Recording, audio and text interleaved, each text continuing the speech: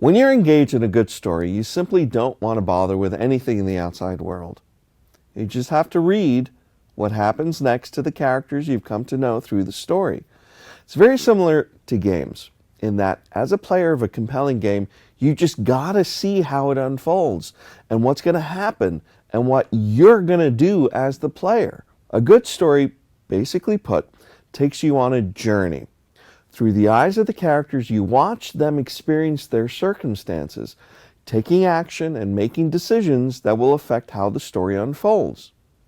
But basically in a story, the reader is a passive participant. You're either reading or watching what's happening and seeing how the story unfolds as it's being told to you. When you, the reader, become active in this event, you create the idea of an interactive story.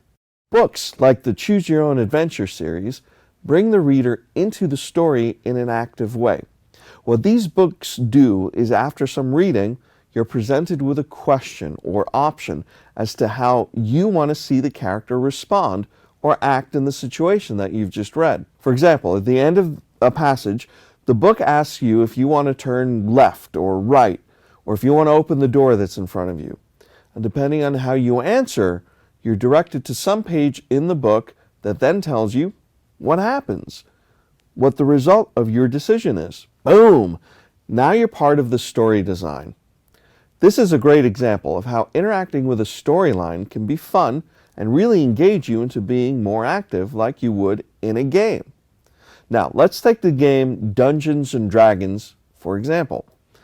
In this role-playing game, the game's leader, called the Dungeon Master, takes you through a written storyline, allowing the players to take their own paths and make their own decisions as they go along in the game. The Dungeon Master is responsible for adjusting the outcomes and guiding the story along however it was originally written to what the players want to do with it.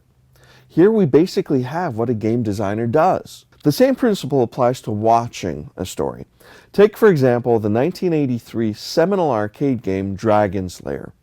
Here we've got an animated adventure story that takes the principle of the Choose Your Own Adventure books to a whole new real-time level. Okay, you're a knight on a mission in this animated story.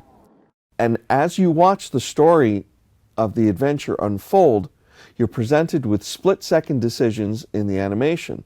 And with the buttons and the joystick at the arcade console, you can choose left or right, jump, duck, and whatever to keep your adventure going. Sometimes you're right and you keep going, and sometimes you're wrong and you get killed. This real-time decision-making process is the basis of a lot of games that we know and love today.